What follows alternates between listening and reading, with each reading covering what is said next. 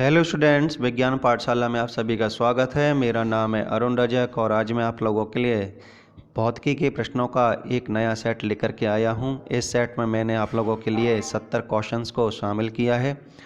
Set को start करने से पहले मैं आपको बता देना चाहता हूं, अगर आप मेरे इस चैनल पर नए हैं तो मेरे इस चैनल को सब्सक्राइब कर लीजिए और बेल आइकन को प्रेस भी कर लीजिए, जिससे मेरे आने वाले हर एक वीडियो का नोटिफिकेशन आपके पास समय समय पर आता रहे।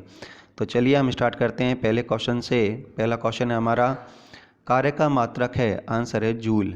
नंबर 2, प्रकाश वर्ष इकाई है, आंसर है दूरी की।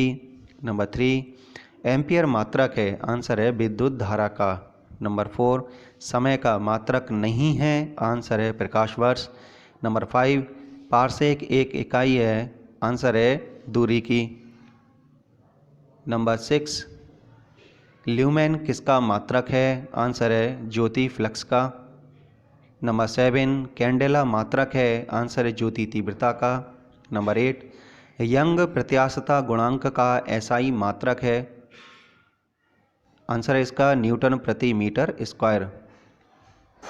नंबर 9, किन भौतिक राशियों के समान विमीय सूत्र हैं, आंसर है कार्य एवं ऊर्जा, आवेग एवं संवेग, भार एवं बल।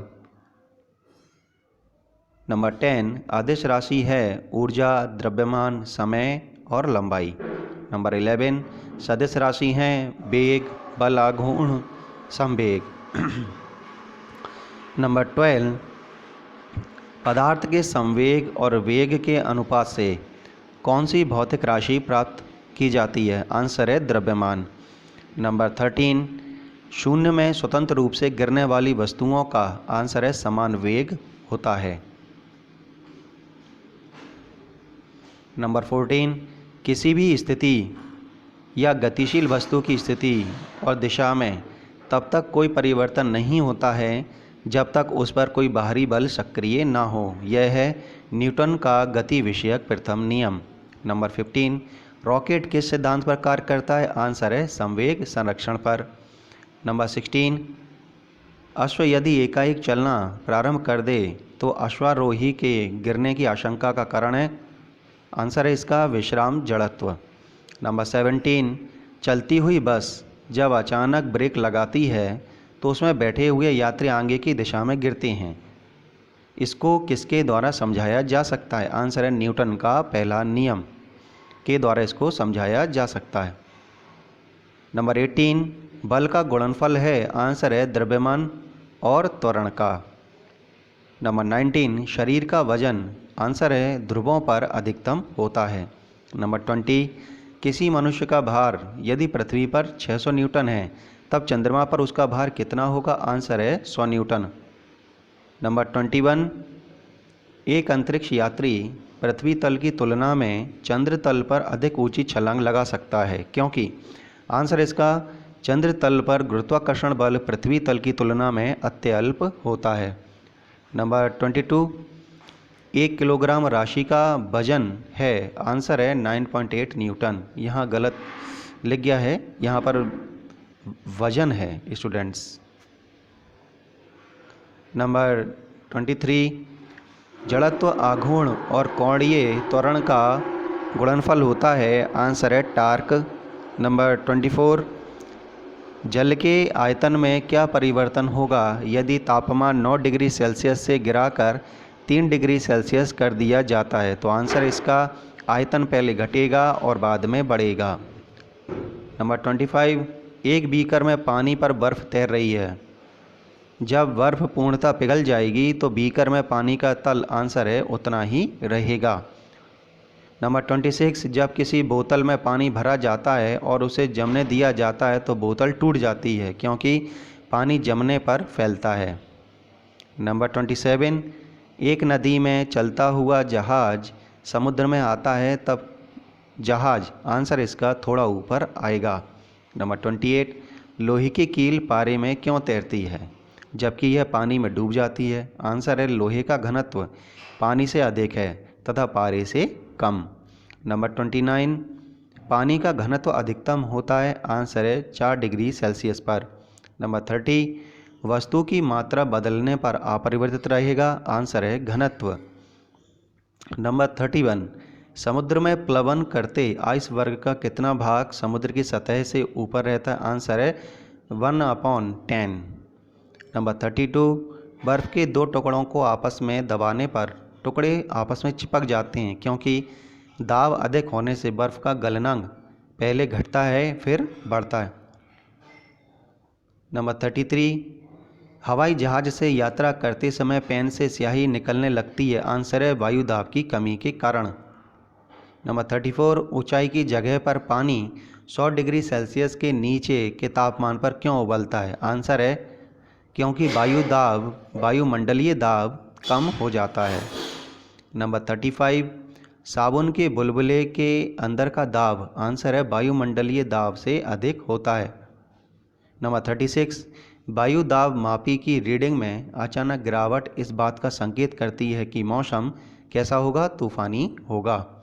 नंबर 37, प्रेशर कुकर में खाना जल्दी पकता है क्योंकि अधिक दाब पर पानी अधिक तापक्रम पर उबलने लगता है। नंबर 38, हाइड्रोजन से भरा रबड़ का गुब्बारा वायु में ऊपर जाकर फट जाता है क्योंकि वायु दाब घट जाता है। नंबर 39, सूर्य में निरंतर ऊर्जा का सृजन किस कारण होता रहता है? आंसर है नाभिकीय संलयन। नंबर 40, चाबी भरी घड़ी में कौन सी ऊर्जा होती है? आंसर है स्थितिज ऊर्जा। नंबर 41, जब हम रबड़ के गद्दे वाली सीट पर बैठते हैं या गद्दे पर लेटते हैं तो उसका आकार परिवर्तित हो जाता है, ऐसे पदार्थ में पाया जाता है? आंसर है स्थितिज ऊर्जा। नंबर 42, जब एक चल वस्तु की गति दुगनी हो जाती है तो उसकी गतिज ऊर्जा, आंसर है चौगुनी हो जाती है।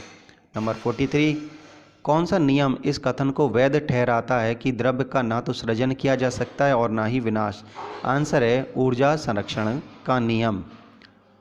नंबर 44, साइकिल चलाने वाला मोड़ लेते समय क्यों झुकता है? आंसर है वह झुकता है ताकि गुरुत्व केंद्र आधार के अंदर बना रहे, वह उसे गिरने से बचाएगा।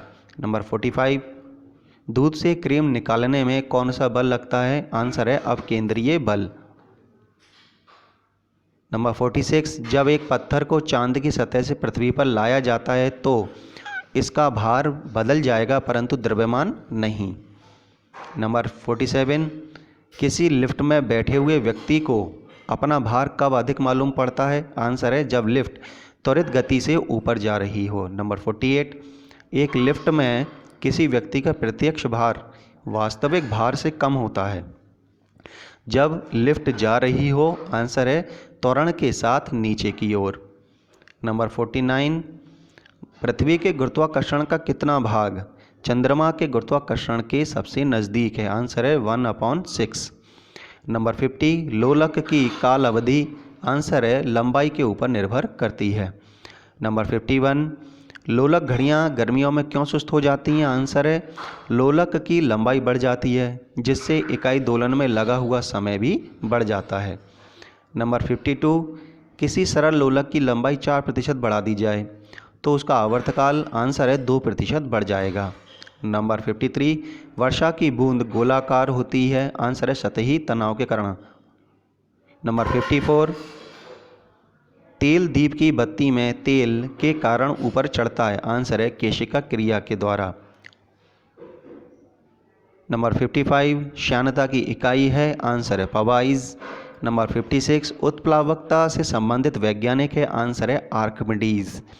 नंबर 57, महान वैज्ञानिक आर्किमिडीज संबंधित थे, आंसर है ग्रीस से। नंबर 58, ध्वनि तरंगों की प्रकृति होती है, आंसर है अनुदैर्घ्य।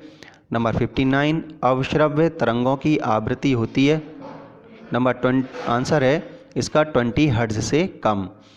नंबर 60, पराश्रव्य वे ध्वनियाँ हैं जिनकी आवृत्ति होती है 20,000 हर्ट्ज से अधिक। नंबर 61, ध्वनि तरंगे हैं, आंसर है लंबवत। नंबर 62, श्रव्य परिसर में ध्वनि तरंगों की आवृत्ति क्या होती है?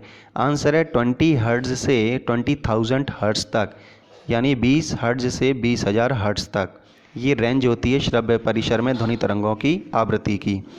नंबर 63, वायु में ध्वनि की चाल 332 मीटर प्रति सेकंड होती है। यदि दाब बढ़ाकर दोगुना कर दिया जाए तो ध्वनि की चाल होगी। आंसर है 332 मीटर प्रति सेकंड। नंबर 64, ध्वनि की चाल अधिकतम होती है। आंसर है इस्पात में। नंबर 65, वायु में ध्वनि का वेग है लगभग 330 मीटर प्रति सेकंड। नंबर 66, यदि सितार और बांसुरी पर एक ही स्वर बजाया जाए तो उनसे उत्पन्न ध्वनि का भेद निम्नलिखित में अंतर के कारण किया जा सकता है। आंसर है केवल ध्वनि गुणता के आधार पर। नंबर 67, डेसिबल इकाई का प्रयोग किया जाता है। आंसर है ध्वनि की तीव्रता के लिए। नंबर 68, ध्वनि तरंगें किसके कारण प्रतिध्वनि उत्पन्न करती हैं। आंसर है परावर्तन के कारण। नंबर 69, सोनार अधिकांशतः प्रयोग में लाया जाता है। आंसर है नौ संचालकों द्वारा। और नंबर 70, किसी ध्वनि स्रोत की आवृत्ति में होने वाले उतार चढ़ाव को कहते हैं। आंसर है डॉपलर प्रभाव। स्टूडेंट्स, फिजिक्स का ये सेट आप लोगों को कैसा लगा? आप अपने विचार कमेंट बॉक्स में लिख करके मुझे बता सकते हैं और अगले वीडियो का आप लोग इंतज़ार करिए। Thank you for watching. Thank you.